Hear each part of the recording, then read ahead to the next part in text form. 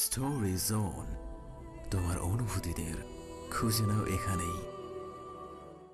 মুনতাহা মাথা নাড়ায়, সে যাবে না। আরশাদ অপ্রতিভ হয়ে বলল, কি না? মুনতাহা হাতের পিঠে ঠোঁটের কাছে জমা হওয়া পানি মুছে চোখের দিকে তাকিয়ে বলে, ঘুমাবো না। আরশাদ জোর করলো না, করেওনি কখনো। মেয়েটার জোর নেওয়ার অভ্যাস নেই ছোট থেকে। মাহতাব সাহেব বলেছিলেন সেদিন, তিনি কখনো জোর করেননি মেয়েকে, সে কেন করবে? রাত 12টার পর যে একটা রিক্সা ভিড়ল গেটের কাছে। মুনতাহা তখনও ঠাঁই দাঁড়িয়ে আছে। আরশাদ একটু রুমে এসেছিল ফোন নিতে। মুনতাহা হুড়মুড় করে ঢুকলো ভেতরে।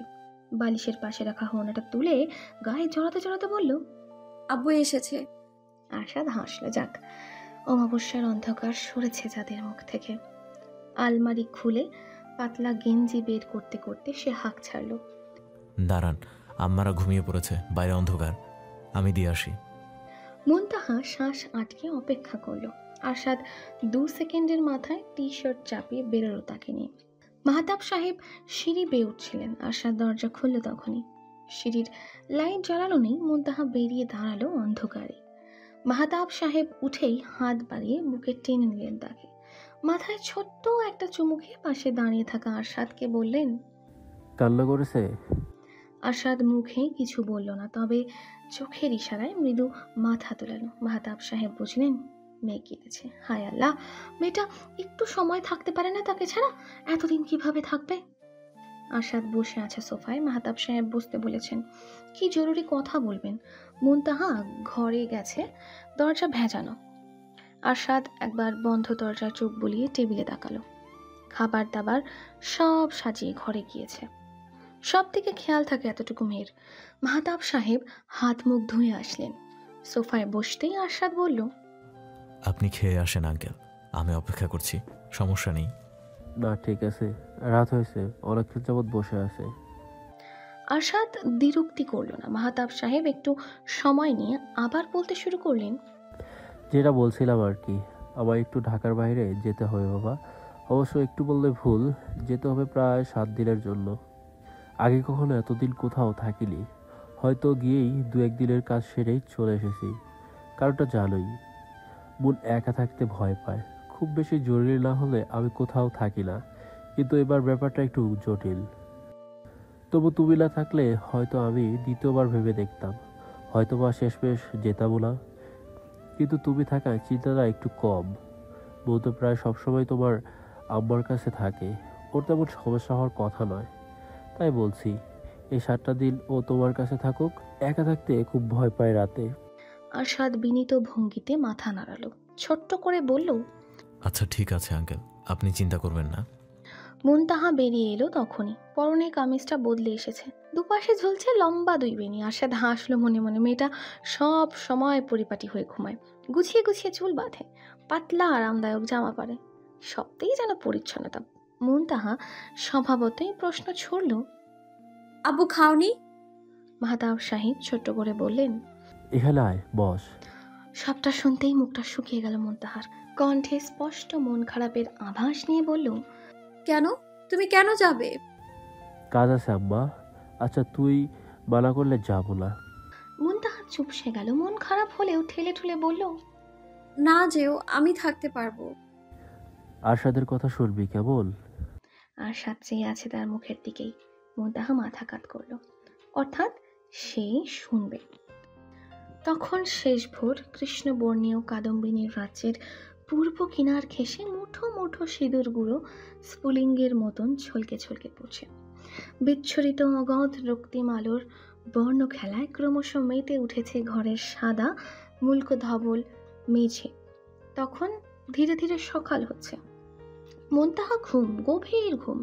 বিছানার মাঝখানে সোজা হয়ে শুয়ে আছে তার ছোট্ট দেহ।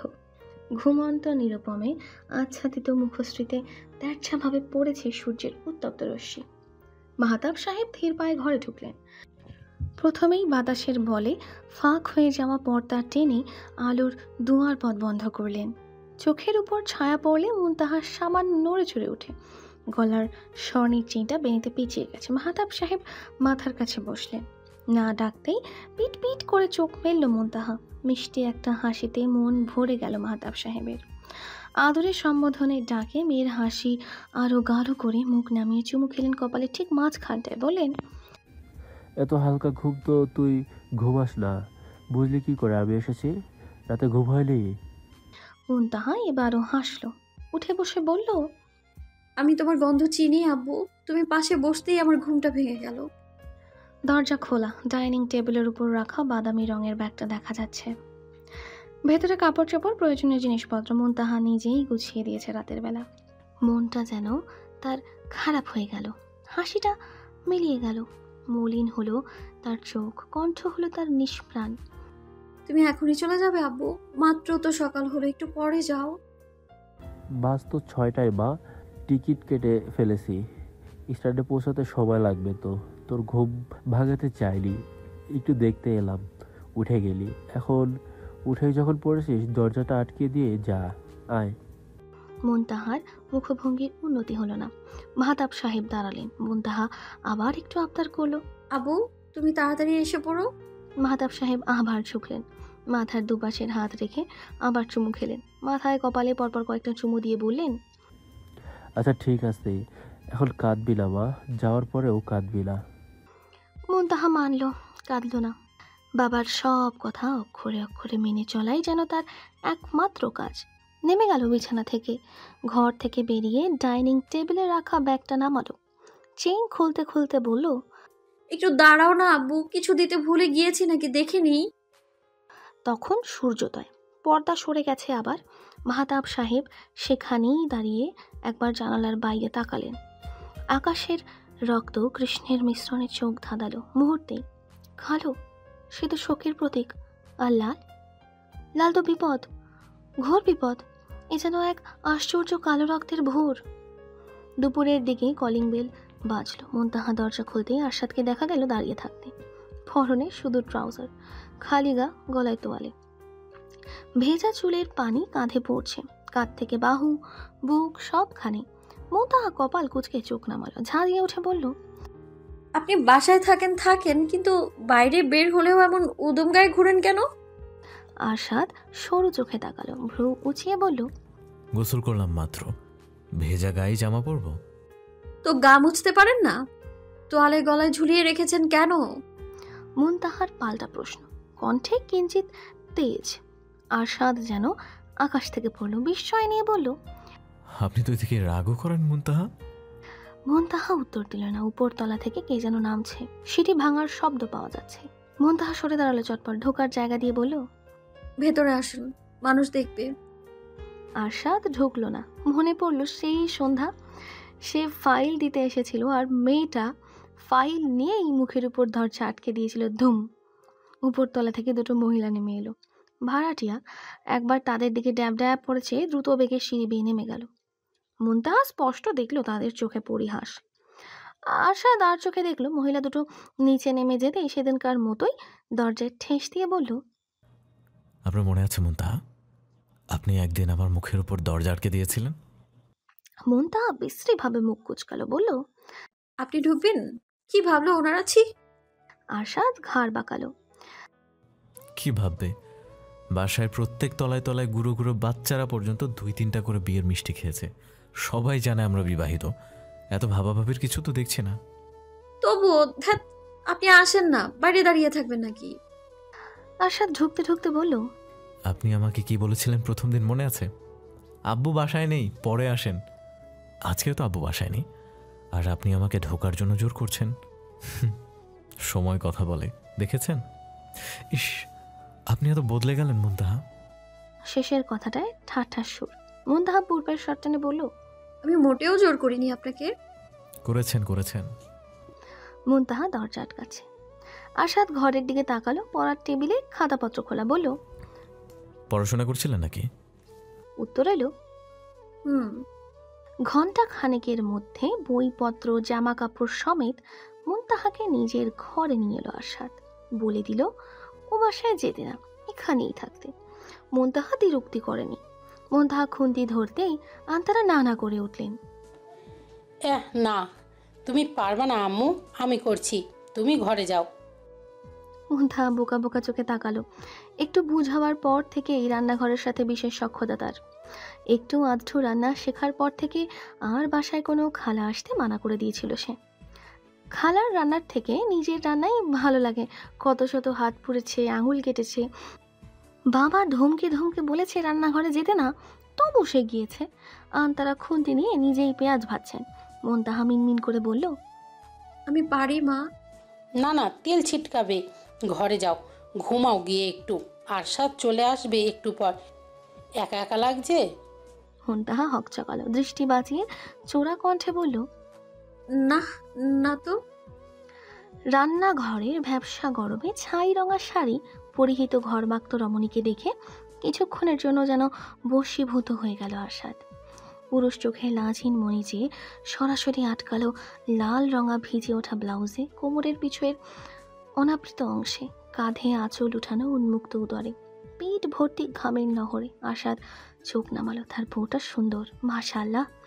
এমন না মুনতাহা শাড়ি পরে না, সে প্রায়ই শাড়ি পরে থাকে। বিছানা জুড়ে আঁচল বিছিয়ে ঘুমিয়ে থাকে। কখনো কখনো ঘুমের ঘরে আঁচল খসে পড়লেও আরশাদ তুলে দেয় না।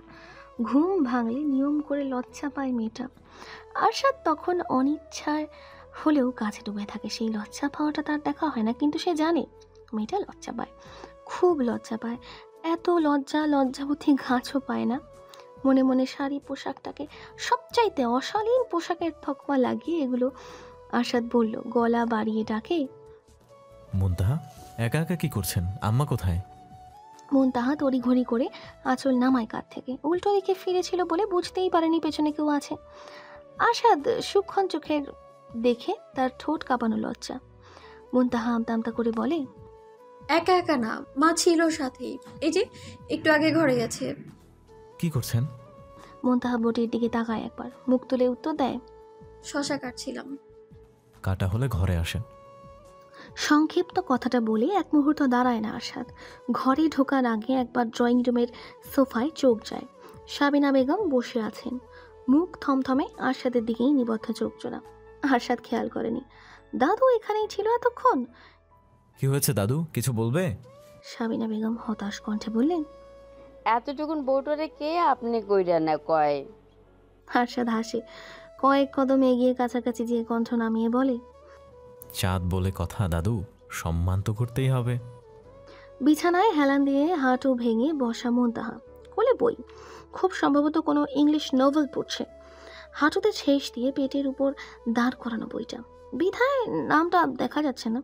চুলগুলো এখনো খোলা, বাঁধার উদ্দেশ্য নেই বোধহয়। ঘড়িতে খুব রাত, চোখে ঘুম নেই মুনতাহার। আরশাদ বারান্দা থেকে এলো, দরজা বন্ধ ছিল। সিগারেটের ধোঁয়ায় কাশতে থাকে মুনতাহা। ঘরের টেবিল ল্যাম্প চালানো, হলদে আলোয় ছাই রঙা চাঁদ। প্রিয় মানুষকে নাকি সবাই নীলে দেখতে পছন্দ করে, কিন্তু তার চাঁদটাকে তো ছাই রঙেই মানিয়েছে। আকাশের চাঁদটার রং রূপালি বলেই হয়তো। ওয়াশরুমে যেয়ে মুখ ধুয়ে এলো আরশাদ। বেরিয়ে দেখলো মুনতাহা তখনও বইয়ের কালো অক্ষরে চোখ বুলাচ্ছে। তার দিকে তাকানোর সময় কই। আরশাদ গা থেকে শার্টটা ছাড়িয়ে বালিশের পাশে রাখলো। মুনতাহা আর চোখে তাকালো একবার। আরশাদ শটান হয়ে শুয়ে পড়লো পাশে। মিনিটের ব্যবধানে উঠে ল্যাম্পের সুইচ চাপতে চাপতে বলল, বই রাখুন, সকালে পড়ুন। বাতি নিভিয়ে দিলাম। বাতি নিভে গেল। মুনতাহা অন্ধকারে থম ধরে বসে রইল কিছুক্ষণ। আরশাদ কপালে হাত রেখে চোখ বুজেছে। মুনতাহা বইটা বন্ধ করে পাশে ঝুঁকে পাশের টেবিলে ড্রয়ার খুলল। ড্রয়ারের আটকে ঘুরবে তার আগেই বুঝলো একটা দীর্ঘ দেখি উষ্ণতায় আবৃত হয়েছে সে। কিছু বুঝে ওঠার আগেই তার ঠোঁটের উপর হাত রেখে হাতের পিঠেই চুমু খেলো আরশাদ। মুনতাহা আঁচল খামচে ধরল। শরীরের পশম শিরশিরিয়ে উঠল সেই অস্পর্শ চুমুতেই। গভীর রাত, আরশাদ বুকে ভর দিয়ে ঘুমাচ্ছে, শ্রান্ত অবশ্রান্ত দেহ। আচমকাই ঘুম ভাঙল। চকিতে চোখ মেলল সে, মুখে হতবম্বতা, ভয়, আশঙ্কা। ঘাড় গলা ভিজে উঠেছে। না, এই তো মুনতাহা তো ঘুমাচ্ছে পাশেই। আরশাদ এলোমেলো চেয়ে রইল, উঠে বসলো। টেবিল থেকে গ্লাস ভর্তি পানি নিয়ে ঢক ঢক করে গিলে নিল পুরোটা। মুনতাহা গভীর ঘুম। আরশাদ বুকের চাদরটা ঠিক করে দিল, বার দুয়েক মাথায় হাত বুলিয়ে দিল। মেয়েটা ক্লান্ত, শুয়ে পড়ল আরশাদ। ঘরটা খুব অন্ধকার। আলো নেই, কিছু নেই, নৈশব্দের মতো নিঃশ্বাস বাড়ি খাচ্ছে ইটের দেয়ালে। মুনতাহা ডাকলো, আব্বু, সাড়া এলো না। মুনতাহা আবার ডাকলো, আব্বু তুমি কই? এবারও সাড়া নেই। হ্যালো ডিয়ার লিসেনার্স, আপনারা শুনছেন স্টোরিজ অন প্রেজেন্স ধারাবাহিক পর্ব গল্প। আমাদের সামগ্রিক প্রচেষ্টাকে উৎসাহিত করতে লাইক অ্যান্ড কমেন্ট করতে ভুলবেন না। Thank you. মুনতাহা ভয় পেল, আধারে চিৎকার করে উঠল।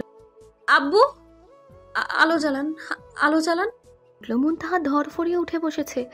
আশাদ মাত্র দু চোখ এক করেছিল। মুনতাহা চিৎকারে ঘুম ভেঙে গেল আবার। মুনতাহা উদ্ভ্রান্তের মতো বাহু ঝাঁকিয়ে বলল, আলো নেই কেন? আলো জ্বালান না।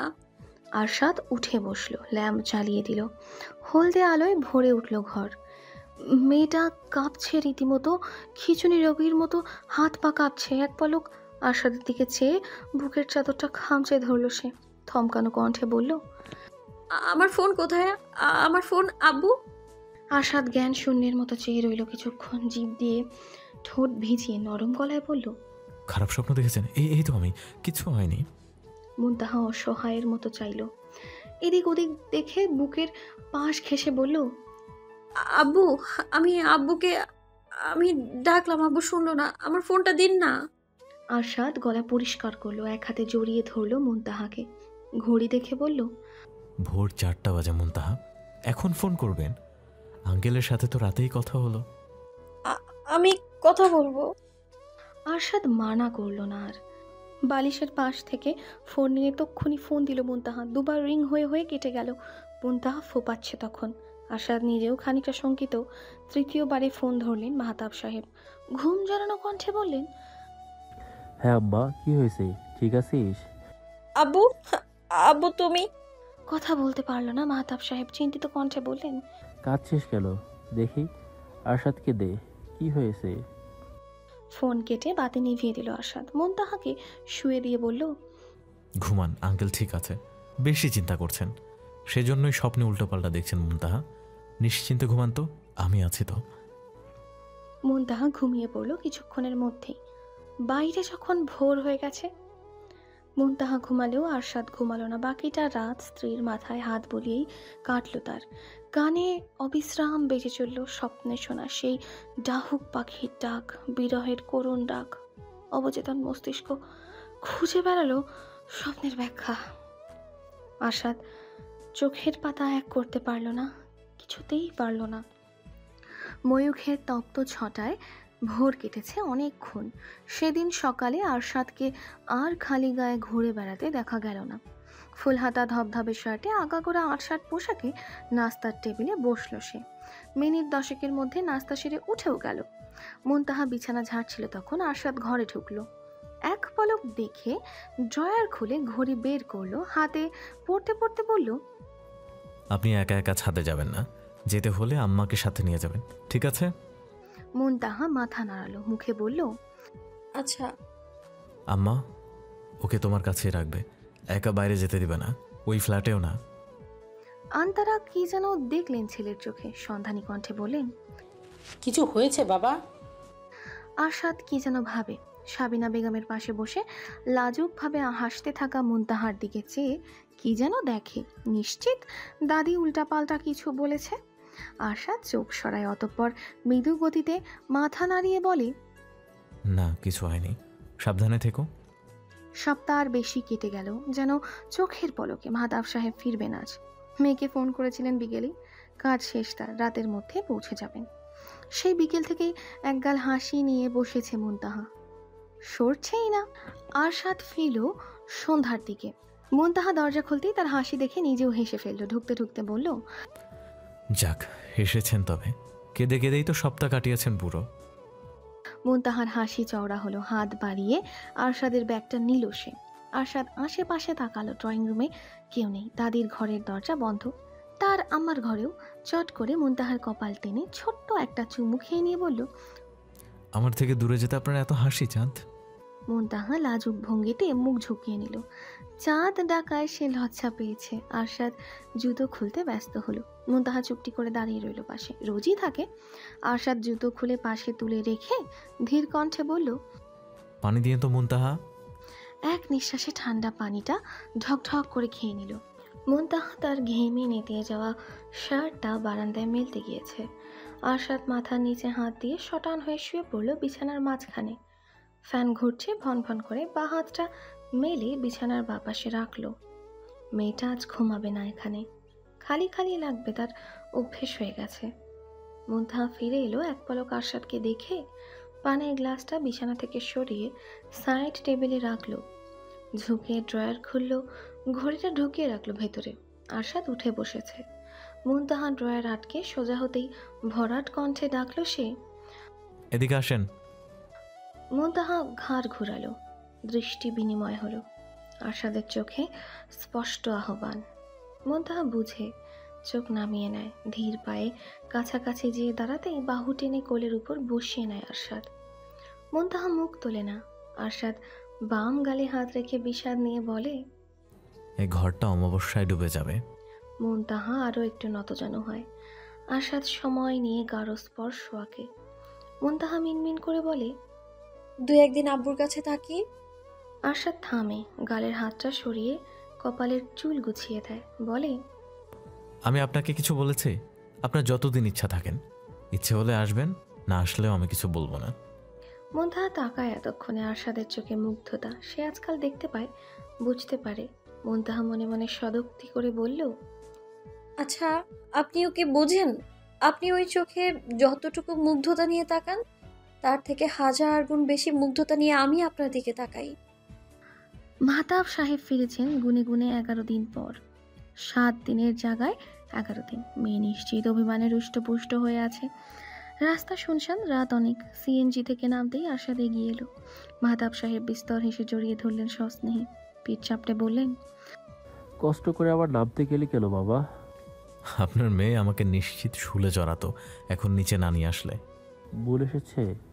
আরশাদ সিএনজি থেকে ব্যাগ তুলতে তুলতে বলল, ভেতরেই দাঁড়িয়ে আছে, রাত হয়েছে তো, বাইরে আসতে মানা করেছি। মুনতাহা গুটি গুটি হয়ে দাঁড়িয়েছিল, পরনে শুভ্র রঙা শাড়ি। ভেতরে ঢুকতেই নিকষ মেঘে পূর্ণিমা খেলে গেল যেন। মাহতাব সাহেব নিজে থেকেই 2 হাত মেলে দিলেন। মুনতাহা ঝাঁপিয়ে পড়ল বুকে, ফুপিয়ে উঠল সশব্দে। মাহতাব সাহেব চুলে হাত বুলালেন সব সময়ের মতো। আপনার মেয়ের তো কান্নাকাটি ছাড়া কোনো কথাই নাই। আরশাদ ফোরন কাটল। মাহতাব সাহেব হাসলেন। মুনতাহা তখনও কাঁদছে। তখন গভীর রাত, শুক্ল মেঘের আড়ালে সেদিন খুটখুটে অমাবস্যা। হলুদ ল্যাম্পপোস্টের আলোতে ঝিঝি পোকা ঝাঁক বেঁধেছে। মুনতাহা প্লেট ভাতে ধুচ্ছে রান্নাঘরে। বাবা ভাত খেয়েছে কিছুক্ষণ আগে। গোসল সেরে ব্যাগের জিনিসপত্র বের করে গোছাতে দেরি হয়ে গেছে। মাহতাব সাহেব ঘর থেকে ডাক দিলেন। মুনতাহা প্লেট বাটি সেভাবে রেখেই ঘরে ছুটে গেল। ওই যে বাবার ডাকি যে তার প্রথম প্রাধান্য। মাহতাব সাহেবের হাতে প্যাকেট, 4 কোনা প্যাকেট। মুনতাহার থেকে বাড়িয়ে দিলেন তিনি। মুনতাহা শাড়ির আঁচলে ভেজা হাত মুছল। ধরার আগেই মাহতাব সাহেব হাত নামালেন হঠাৎই। চুপ করে রইলেন কিছুক্ষণ, চোখের শান্ত দৃষ্টি মেঝের দিকে। অতঃপর আবার হাত বাড়িয়ে দিয়ে বললেন, ধর্মা, তোর উপহার। মুনতাহা কপাল কুঁচকালো, বলল, উপহার কি জন্য আব্বু? মাহতাব সাহেব জোরপূর্বক হাসলেন বোধহয়। স্বাভাবিক থেকে বললেন, এই যে আমার মেয়েটা 11টা দিন আমাকে ছাড়া থেকে ফেলেছে সেজন্য। মাহতাব সাহেব চুপ করলেন। মুনতাহা প্যাকেট খুলছিল। বাবার চুপ হয়ে যাওয়ার হাত থামল তার। মাহতাব সাহেব আবার হাসলেন। হাসার চেষ্টা করলেন, বললেন, খোল খোল, খুলে দেখ। মুনতাহা প্যাকেট খোলায় মনোযোগ দিল। ভেতরে শাড়ি, জামদানি শাড়ি, সাদা জামদানি, অদ্ভুত সুন্দর। মাহতাব সাহেব থেমে থেমে বললেন, তোকে তোকে শাড়িতে খুব সুন্দর লাগে আম্মা, সব সময় শাড়ি পরবি। মুনতাহা কি যেন দেখলো, তার বাবা কেমন করছে না, তার বাবা একটু অন্যরকম করে কথা বলছে না। শাড়িটা পাশে রেখে তাড়াহুড়ো করে বলল, আব্বু কি হয়েছে? মাহতাব সাহেব উত্তর দিলেন না, চুপ করে রইলেন। চোখ তুলে একবার তাকালেন মেয়ের দিকে, আবার চোখ নামালেন। বোঝা যাচ্ছে নীরবে কিছু একটা সহ্য করার চেষ্টা করছে। মুনতাহা ভীত কণ্ঠে বলল, আব্বু, আব্বু কি হলো? খারাপ লাগছে, পানি খাবে? মাহতাব সাহেব এবারও উত্তর দিলেন না। মুনতাহা ঘাবড়ে গেল, ভড়কে গেল, ভয় জেগে বসলো। মুখের রং ফ্যাকাশে হয়ে গেল মুহূর্তেই। টেবিল থেকে পানির গ্লাস নিল সে। মাহতাব সাহেব মেয়ের হাতেই পানি খেলেন। কষ্ট করে বললেন, আম্মা, আরশাদকে ডাকতো। ঘরের বাতি নিভানো, আরশাদ ঘুমায়নি। কপালে হাত ঠেকিয়ে চোখ বুজে আসে শুধু। মুনতাহা পাশে নেই, ঘরে শূন্যতার আসর। তার ঘুম আসছে না। ফোন ভাইব্রেট করলো তখনই। আরশাদ চোখ মেলে চোখেতে স্ক্রিনে মুনতাহার নাম্বার। কি হয়েছে কি হয়েছে ভাবতে ভাবতেই ফোন রিসিভ করলো সে। কিছু বলার আগেই ওপাশ থেকে কান্না মাখা কণ্ঠস্বর ভেসে এলো। একটু আসুন না আপনি, আব্বু কেমন যেন করছে। মাহতাব সাহেব চোখ বুঝতেই মুনতাহা কাঁপা কাঁপা গলায় ডাকলো, না না না আব্বু, আব্বু না, আব্বু তাকাও না। মাহতাব সাহেব তাকালেন। মেয়ের আবদার রাখতে হবে যে। চোখ জোড়া ভীষণ লাল, তবে পানি নেই।